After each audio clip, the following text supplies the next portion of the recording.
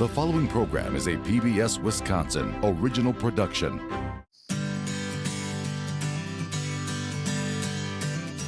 Welcome to the farm. As a dairy farmer and a grazer, I'm always interested in learning more about perennial agriculture. Today, I get to learn a little bit about a new perennial crop called Kernza. I'll be taking you with me on a journey throughout Wisconsin to meet some farmers and food producers who are doing some really unique things with this new grain. Gather with us around the farm table. I'm your host, Inga Witcher.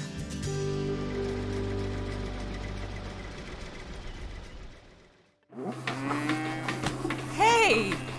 I'm Inga, a fourth-generation dairy farmer, milking cows and making cheese on my small farm in Wisconsin.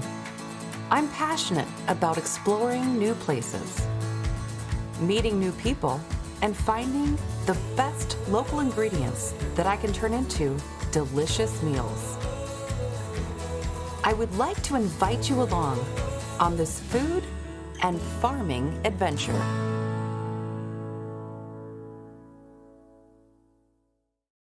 Support for Around the Farm Table is provided by Wisconsin Farmers Union, a gift in memory of Wendy Bladorn, Marge Engelman, Fromagination, Focus Fund for Wisconsin Programs, and Friends of PBS Wisconsin.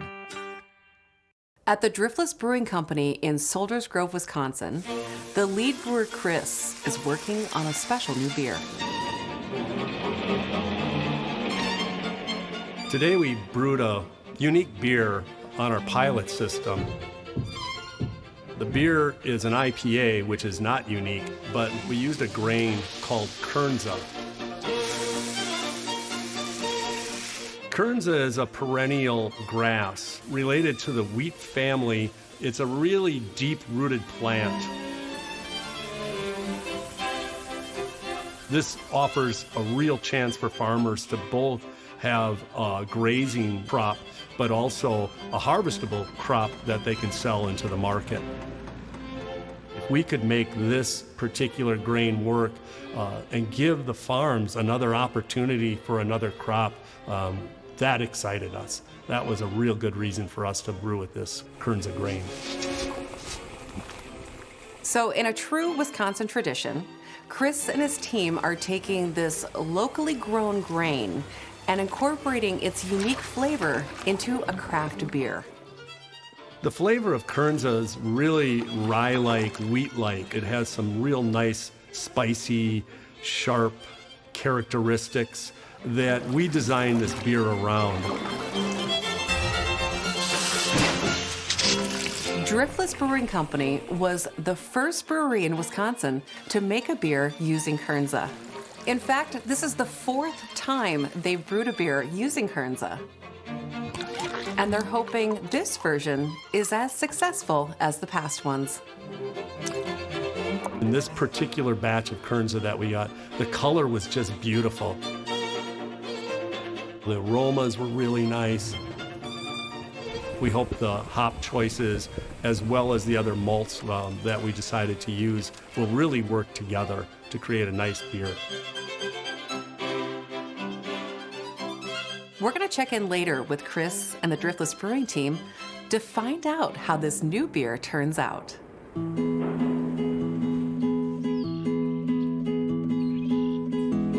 The story of Kernza starts with the Land Institute. The Land Institute is a nonprofit research organization located in Salina, Kansas, and they're committed to developing sustainable systems of agriculture that can feed the world and protect the planet by incorporating perennial crops. Perennial crops have so many benefits. They grow back every year without having to till up the soil and be replanted. They form deep roots that keep nutrients in the soil and protect that soil from being lost to erosion. And they can also be more drought resistant, which gives the farmer more stability to changing weather patterns. So with all these benefits to the environment and to the farmers, The Land Institute set out to develop a dual-purpose perennial crop that could be used both as forage for livestock and as a grain for human consumption. And this first perennial grain that the Land Institute has developed is called kernza.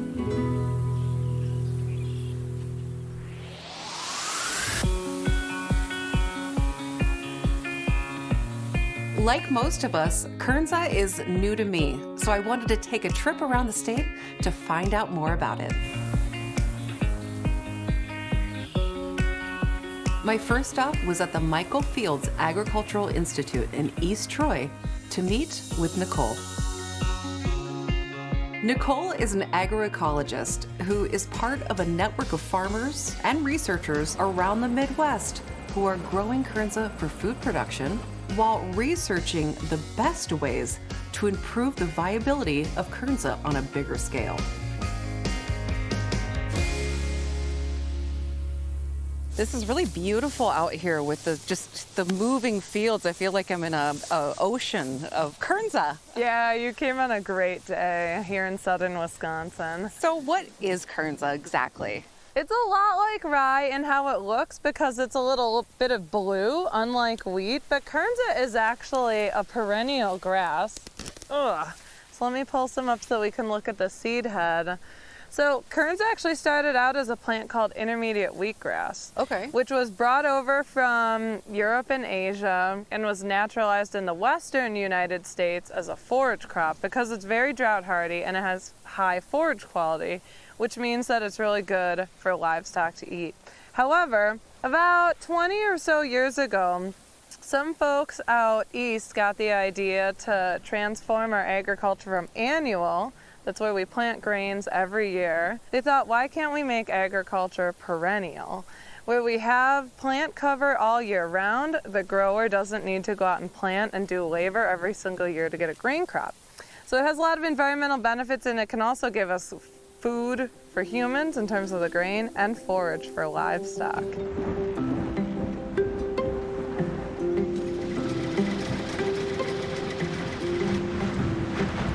Why is that so important for us here in Wisconsin? In the spring, we have bare fields, which means that there aren't living roots holding the soil down, keeping our soil in place from wind and water. So it just blows our soil away, and with it go all of our nutrients and our beneficial organisms. So it's important to keep that soil in place. It's important to keep living roots in the soil. And in a climate change context, with perennial agriculture, these guys are growing year-round, and so they're fixing carbon year-round and putting that back into the soil. It's also more beautiful to look at. It provides a lot of cover and protection for wildlife and other nesting birds, and it's great recreationally for humans too. So there are many, many benefits. And a big one that farmers talk about is it saves them time and it improves their livelihoods because they don't need to go out and till and replant their crop every year, unlike what you would need to do for annuals like corn and wheat and rye. I'd love to just go look at the difference between the cornfield over there and the kernza and just sort of like look at the soil and kind of peek around more. Do you mind? Sure, let's go take a look.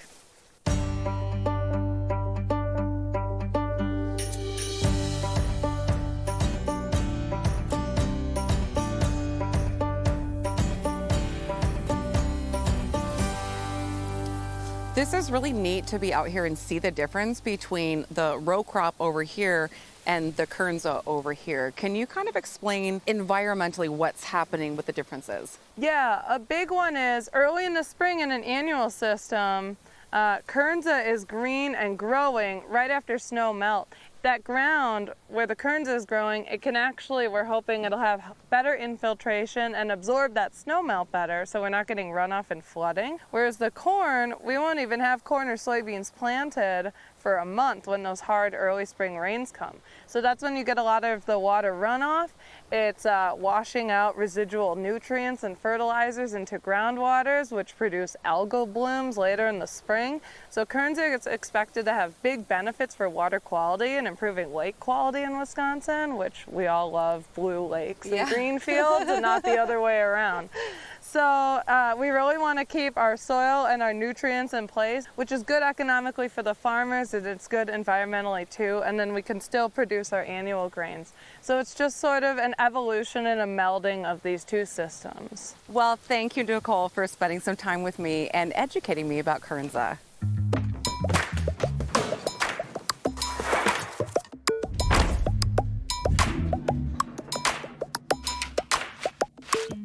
After learning about Kernza's value in agriculture, I wanted to see how you could use it in baking. So I took a trip to Madison to meet with Drew. Drew is the owner and head baker at Madison Sourdough Company. Drew's bakery thrives by working with locally produced grains to create these beautiful, artisanally made breads and pastries. Drew sometimes experiments with using Kernza flour in his sourdough breads. I met with him at the bakery to pick up a loaf of this Kernza sourdough and to find out what it's like baking with this new perennial grain. What is your process when making bread, like specifically this loaf that you made here? So for this bread, I used the Kernza flour and made a starter out of that. Really, I wanted the grain to be the focus of the bread, so there's no added flavorings or anything to it. It's just the Kernza flour. We did use some supplemental wheat flour to give us some stability in the bread, and then the only other ingredients is water and salt. And so I feel like the flavor of the grain, the aroma of the grain really comes through. Kernza has a really unique aroma, kind of like cinnamon, like warm spice type flavors, which lends itself to a pretty interesting applications in both bread and pastry. Well, I'm excited to share this Kernza bread with my little gathering I'm going to have out to the farm later on, and thank you for spending some time with me. You're welcome. I'm glad to have you here. One of the key qualities of Kernza that gives it extra value as a perennial crop is that in addition to being harvested for the grain, it can also be used as forage for livestock. Usually Kernza is best grazed in the fall, a couple of months after it's been harvested and before it goes dormant for the wintertime. But these Highland cattle are extra hungry, so they're grazing on some Kernza late in the summer, which is fine for Mike, a farmer from Fall River, Wisconsin, who manages a herd of Highland beef cattle. Mike and his wife Angie inherited these fields of Kernza when they took over management of the farm from John and Dorothy Prisky, who were some of the first farmers to grow Kernza in Wisconsin. Now that Mike and Angie have taken over this herd from John and Dorothy, he sees the benefits of this deep-rooted perennial crop in keeping his cattle well-fed. Mike, thank you so much for inviting me out to the fields today. Thanks for coming. But kind of learning about Kernza and learning about the benefits, and I wanted to see it in a grazing situation. Tell me a little bit about your farm here. So my farm here, Highland Prairie Farms, we raise Scottish Highland cattle. The Kernza here we use as forage for the grazing, and we do combine some for seed and for interseeding pastures, but for the most part it's made into hay and for grazing for the cattle. We've been in a drought where I'm at in Wisconsin. Have you guys been dry down here as well? Yes, we have been drier than normal this year. This looks great though. Yes, so the Kernza, the roots, they go down, I believe, like 6 to 7 feet. Oh, wow. So they will find the moisture that's down there. So as far as drought tolerance, it's just not as much of a problem. Is this something that you think farmers could really incorporate into their fields for grazing? I believe so. Yeah. I think with the root structure that goes down there, it will always allow, even in the worst of drought conditions, you're going to get something that will grow, as opposed to other pastures with shallow roots that will just dry off and die or go dormant. It will keep growing, allowing for feed for cattle. So it's really a neat thing for the cattle, for making hay, it's got several purposes that I enjoy about it. So did you stumble into the Kernza? Was this here when you started to farm at this farm? For me, it was, we rented this farm 2 years ago and the Kernza was already planted and I didn't know anything about it. And so I kind of got a crash course into what it was, and I really was impressed by what it could be. So for me, I'm still learning a lot about it, but I like what I have seen so far with it. That's the best part about farming, though, is every day you get to learn a little bit more Yes. about what's on your farm. You never right? know what's going to happen next week. Back at Driftless Brewing, the Kernza beer is flowing from the tap, and it's ready to taste.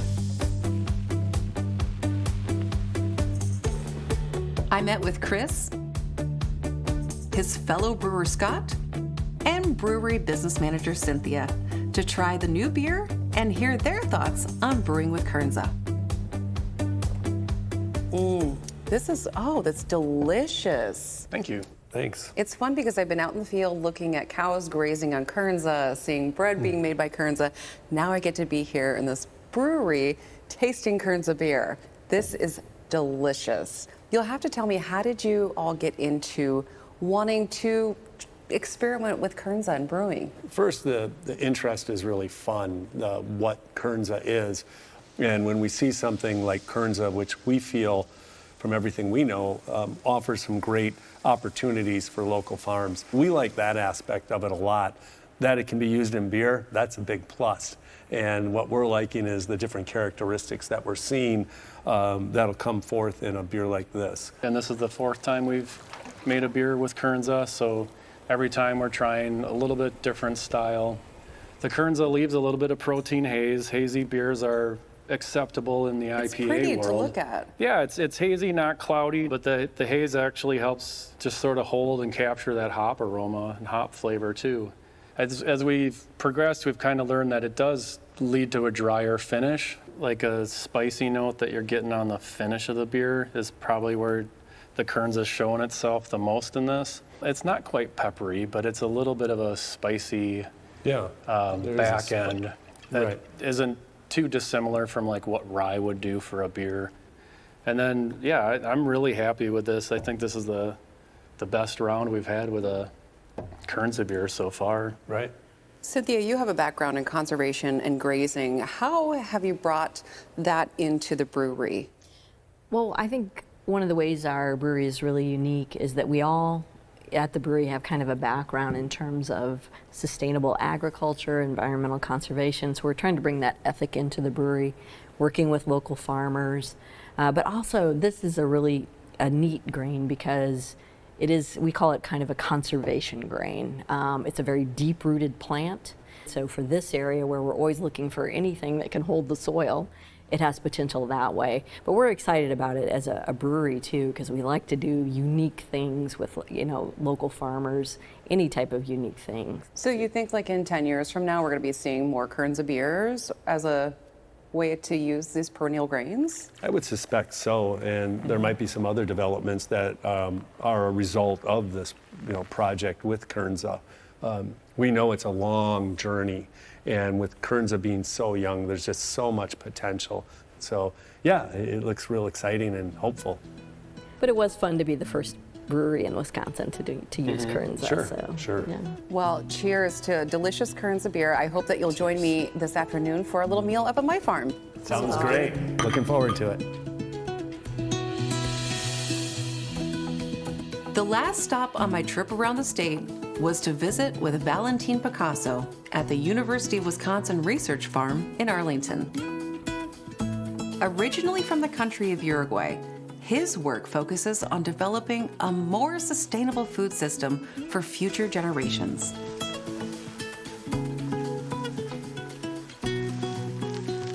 Valentin leads a team of researchers who've come from all over the world to conduct research on Kernza in order to help farmers develop the best ways to grow and harvest this new perennial crop.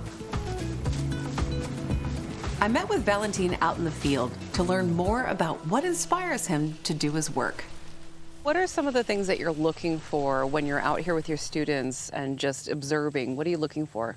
Well, the main goal of our research is to develop management recommendations for farmers who want to grow Kernza as a grain and as a forage. We're trying to answer questions about when it's optimal to harvest and when it's optimal to plant, how to increase the grain production, the seed yield. Why is Wisconsin a great place to be studying crops like this? Well, first, Wisconsin has a long tradition of dairy farms, which farmers are used to grow forages and grow grains at the same time. So there's the knowledge on how to grow a crop for grain and how to grow a crop for forage. And so I think Wisconsin has both the tradition and the future for developing new crops like this. So this seems like one of the perfect plants if all goes well. How does it work into the system with cattle and humans? One thing we have to realize is that humans are grass seed eaters. We humans have domesticated wheat and corn and rice and other grains, and we like eating and drinking the products of grass seeds. The thing is that those are all annual crops that we have to plant every year with all the consequences that has. And Kernza really fits very well because it's perennial. And so we can harvest the grass seed, we can make beer, we can make bread, we can make pasta, and at the same time we can have a crop that's perennial and protects the soil. Kernza is one example of a way of bringing together food production and environmental protection. Where do you see this going? Because this seems like people are still, with your help, trying to figure out, is this going to be something that we're going to see along the roads of Wisconsin? I certainly hope so. I think that we are developing a new crop, and not only a new crop, but a new whole food chain, a whole market chain, right? And that's why I think it's so exciting to see how people is interested in growing it. Everybody is experimenting a little bit right now. Farmers have a role, the consumers have a role, the researchers have a role, the policies in place have a role. Everybody has to contribute in order to have systems that are good for the environment and good for the people. Being able to work with a large team of people to develop a crop that can bring hope, that can bring a reconciliation between food production and the environment, really makes me excited and gives me hope for humanity. Well, it gives me hope to have folks like you doing all the legwork on crops like this. I would love to have you and your team up to the farm for a meal if you'd like. Absolutely, we will be there. Well, good. Well, nice to see you, and I'll see you soon. Excellent. Thank you. When it came time for me to prepare a dish with Kernza, I wanted to try something a little different. So I soaked a bowl of Kernza grain overnight.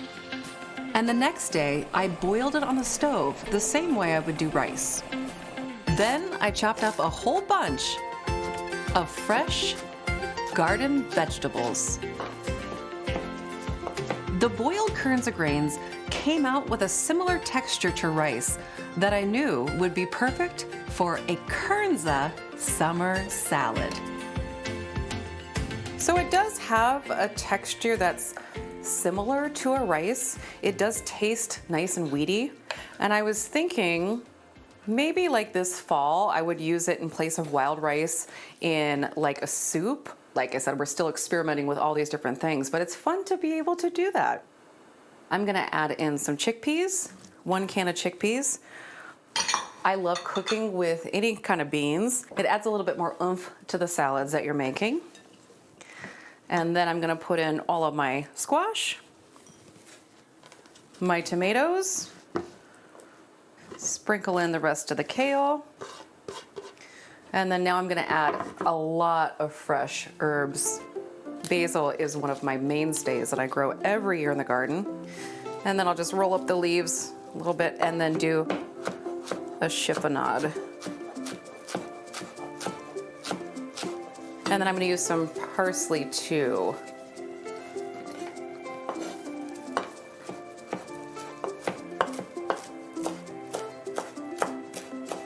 And then I'll give this a good stir. Ooh, it just smells like summer inside the house. And now I'm gonna add our dressing here. Give it a stir.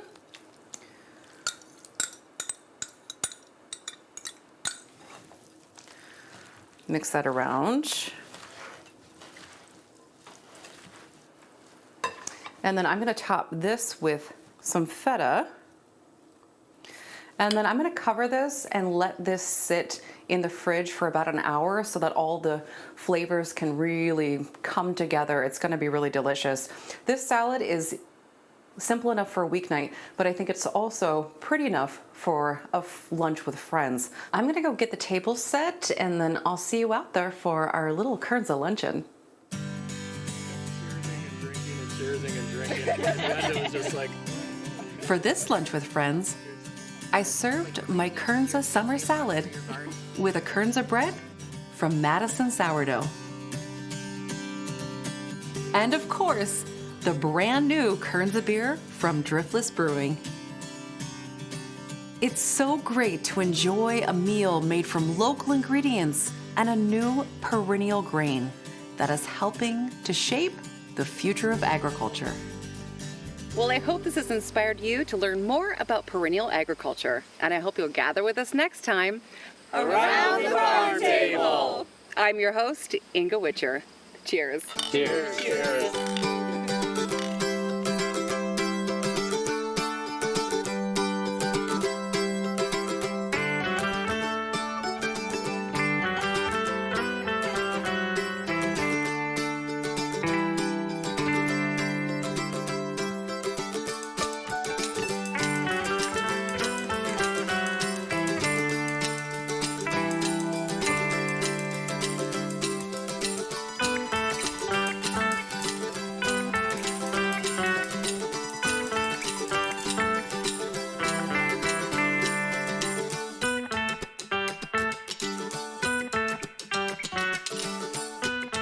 Support for Around the Farm Table is provided by Wisconsin Farmers Union, a gift in memory of Wendy Bladorn, Marge Engelman.